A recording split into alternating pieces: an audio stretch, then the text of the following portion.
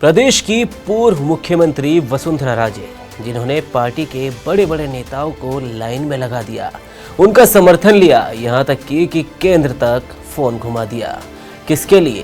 अंता से पूर्व बीजेपी विधायक और राजे के करीबी कहे जाने वाले कंवरलाल मीणा के लिए। कंवरलाल की फाइल राज्यपाल के पास पहुंचने ही वाली थी, लेकिन अचानक उस पर ब्रेक लग गया। अब फाइल रुक गई तो क्यों रुकी, कब रुकी, और वो भी ठीक उस वक्त जब अंता पर उपचुनाव की तारीखों का ऐलान होने वाला था। अब इस पर सीधा सवाल वसुंधरा राजे की साख को लेकर उठ रहा है। तो आखिर राजे के समर्थन के बावजूद कंवरलाल मीणा किस खबर में फंस गए, चलिए जानते हैं। दरअसल 12 जिले की अंता से पूर्व विधायक कंवरलाल मीणा की दया याचिका ने राज्य की राजनीति में एक नया मोड़ ला दिया है। कंवरलाल मीणा, जिन्हें 20 साल पुराने मामले में 3 साल की सजा मिली और अपनी सजा कम कराने के लिए उन्होंने दया याचिका दायर करने की कोशिश की। उनकी करीबी पूर्व मुख्यमंत्री वसुंधरा राजे के प्रयासों के बाद अचानक फाइल में तेजी आई, लेकिन एकाएक इसे रोक दिया गया, जिसके बाद सियासी हलचल प्रदेश भर में तेज हो गई। दया याचिका राज्यपाल के पास भेजी जानी थी, लेकिन इससे पहले ही इसे रोक दिया गया। ये सब ठीक उस समय पर हुआ जब अंता सीट पर उपचुनावों की घोषणा होने वाली थी।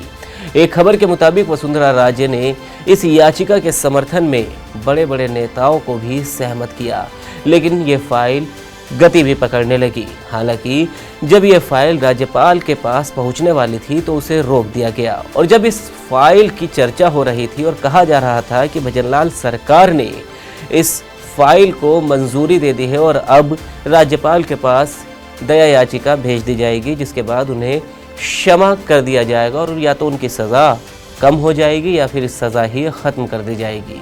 हालांकि तकनीकी पहलू की अगर बात करें तो सज़ा अगर कम या ख़त्म भी हो जाती कंवरलाल मीणा की, तो भी उनकी विधायकी वापस उनको नहीं मिलती। अब आपको ये बता दें कि कंवरलाल मीणा पर आखिर केस किया था और वो क्यों उस केस में फंसे थे। कंवरलाल मीणा पर दरअसल एसडीएम पर पिस्तल तानने का आरोप लगा था, जिसके कारण उन्हें 3 साल की सज़ा मिली। इसके बाद उनकी विधायकी रद्द हो गई और अंता विधानसभा सीट को रिक्त घोषित कर दिया गया। विधायकी समाप्त होने के बाद अंता सीट पर उपचुनाव जरूरी हो गया। उपचुनाव के परिणाम से भले ही सरकार की सेहत पर कोई फर्क न पड़े, लेकिन इसका सियासी संदेश काफ़ी महत्वपूर्ण माना जा रहा है। यदि बीजेपी इस सीट पर जीतती है तो इसे सरकार के कामकाज पर जनता की मुहर के रूप में पेश किया जाएगा, जैसे पिछले साल उपचुनावों को किया गया था। जबकि अगर बीजेपी हारती है तो विपक्ष को हमलावर होने का एक और मौका मिल जाएगा। सूत्रों के मुताबिक राजे ने इस दया याचिका के समर्थन में कई प्रभावी कदम उठाए थे। उन्होंने न केवल पार्टी के नेताओं से इस मामले में समर्थन लिया, बल्कि केंद्र तक बातचीत की और उनके प्रयासों के बाद याचिका की फाइल में तेजी आई। हालांकि जैसे ही ये फाइल राज्यपाल के पास भेजी जानी थी, उसे अचानक रोक दिया गया। ये कदम इस वजह से उठाया गया ताकि वसुंधरा राजे को संतुष्ट किया जा सके, लेकिन साथ ही दया याचिका खारिज हो जाना भी कई सवाल उठना लाजमी कर देता है। अब सियासी चर्चाएं तेज हो गई है कि यह फैसला एक रणनीति के तहत लिया गया है, जिससे बीजेपी और वसुंधरा राजे दोनों को संतुष्ट किया जा सके।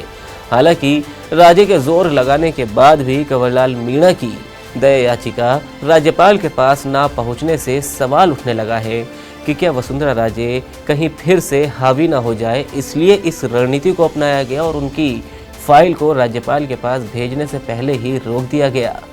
कंवरलाल मीणा की राजनीतिक पृष्ठभूमि की अगर बात करें तो उनकी पृष्ठभूमि संघ से जुड़ी है।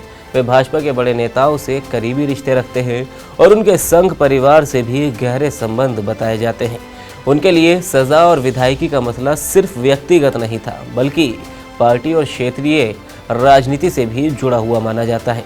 मीणा के खिलाफ एसडीएम पर पिस्टल तानने के आरोप में जो केस था, वह न केवल उनके लिए बल्कि उनकी पार्टी के लिए भी एक चुनौती बन चुका था। अब अंता में क्या बीजेपी कंवरलाल के बिना जीत पाएगी और क्या वसुंधरा राजे अंता में पार्टी के लिए जोर लगाएंगी? ये देखना दिलचस्प होगा, लेकिन इस पर आपकी क्या राय है? आप भी अपनी राय कमेंट बॉक्स में ज़रूर बताएं। वीडियो को लाइक करें, शेयर करें और राजस्थान से जुड़ी हर खबर के लिए TV9 राजस्थान को सब्सक्राइब करें।